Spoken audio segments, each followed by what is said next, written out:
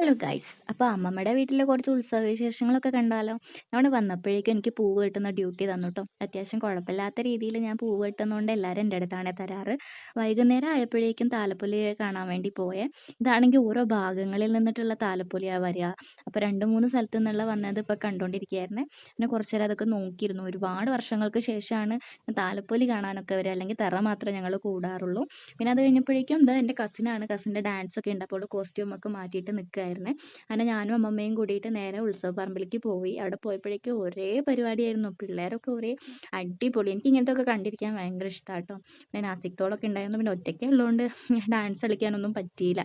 കസിൻസൊന്നും ഈ പ്രാവശ്യം ഇല്ല. പണ്ടൊക്കെ ആണെങ്കിൽ നല്ല രസമായിരുന്നു കസിൻസ് എല്ലാവരും വന്നിട്ട്. അതിൻ്റെ ഇടയ്ക്ക് ഇതൊരു അപ്പൂപ്പൻ്റെ നല്ല ഡാൻസ്. പുള്ളിക്കാരൻ എൻജോയ് ചെയ്ത് കളിക്കുകയായിരുന്നു. പിന്നെ അതൊക്കെ കുറച്ച് നേരം നോക്കി നിന്നു. നല്ല രസമുണ്ടായിരുന്നു. പിന്നെ അത് കഴിഞ്ഞപ്പോഴേക്കും പിള്ളേരെ പരിപാടി തുടങ്ങി ട്ടോ. കുഞ്ഞു കുഞ്ഞു മക്കൾ എന്ത് ഭംഗിയായിട്ടാണ് കളിക്കണേ. കുറച്ച് കഴിഞ്ഞപ്പോഴേക്കും നല്ല തണുപ്പടിക്കാൻ തുടങ്ങി. അപ്പം ഞാൻ സ്വെറ്ററൊക്കെ ഇട്ടിട്ട് ഒന്ന് സേഫായിട്ട് അങ്ങനെ ഇരുന്നു. അല്ലെങ്കിൽ ജലദോഷം വരുവേ. അങ്ങനെ പരിപാടികളെല്ലാം കഴിഞ്ഞിട്ട് ഞങ്ങൾ വീട്ടിലേക്ക് തിരിച്ചു പോവാട്ടോ. വീടെത്തിയപ്പോഴേക്കും ഏകദേശം ഒരു 2 മണിയുടെ അടുത്തെങ്കിലും ആയിട്ടുണ്ടാവും. അതിപ്പോൾ കോലം തന്നെ മാറിയിട്ടുണ്ട്. കാരണം എല്ലാ പരിപാടിയും കണ്ടിട്ടാണ് വന്നത്.